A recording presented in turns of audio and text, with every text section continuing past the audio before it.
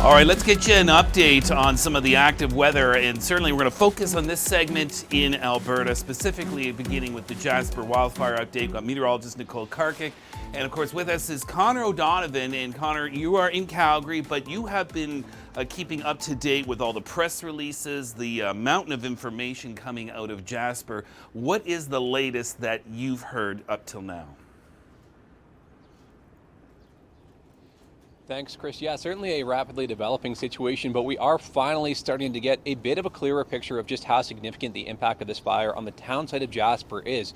Alberta government officials saying yesterday, estimating that 30 to 50% of the town site may have been impacted in some way by the fire. That does not mean 30 to 50% of the city destroyed, but many of the structures, homes and businesses certainly impacted. The National Park of Jasper, who is taking over this fire from the ground, they say that anything south of Mayette Avenue, that's about the lower southwest third of the town, that's where most of the impacts of the fire are. Now, again, they say the fire is still burning in the city, so it's really too hard for them to get in with all that smoke and that danger, with firefighters still very active, to properly assess exactly what's being damaged. So still a lot of uncertainty. Some businesses, we've heard from Moline Lodge, Jasper Park Lodge, have confirmed that those properties have been hit. But yeah, still a lot of uncertainty for business owners, for the residents who have had to flee, about exactly how bad the damage is. Now, officials say that some rain in the area has subdued fire behavior over the night, last night, and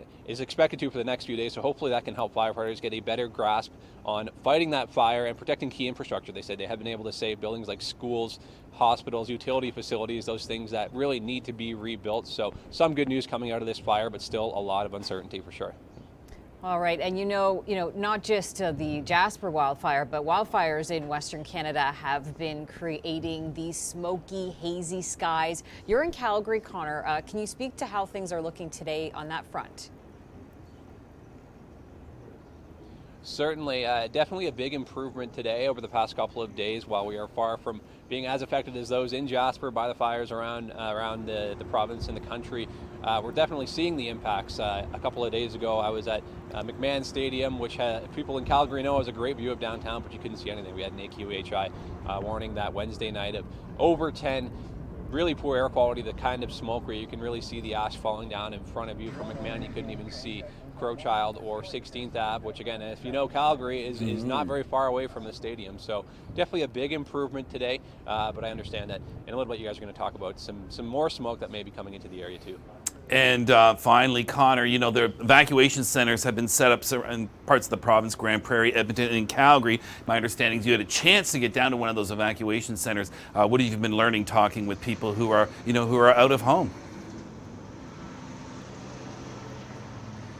That's right. A lot of uncertainty, as I said. At the Calgary Reception Center, there's reception centers here in Calgary, in Grand Prairie, and Edmonton as well. As of yesterday morning, the city had confirmed that nearly 500 people had registered there. And I was there yesterday. I saw a bus of new folks unload, and really, you can see it in their body language. They're moving slow. They're hugging people they meet on the ground. Just a lot of emotion, a lot of uncertainty there. I spoke with one fellow who had just moved to Jasper a few months ago to work from Australia. Really excited to do this thing he'd been wanting to do for a long time in this new beautiful place, and now his job, his life, his limbo. It's all in limbo. His job, his life, his possessions. So a lot of uncertainty there, and some people have seen videos on social media and unfortunately confirmed that way, that they have lost their homes. So a lot of sadness and uncertainty as well in the Jasper area and across Alberta. Yeah, very devastating. Well, stay tuned because we'll have more details on the smoke forecast and if weather will return rain.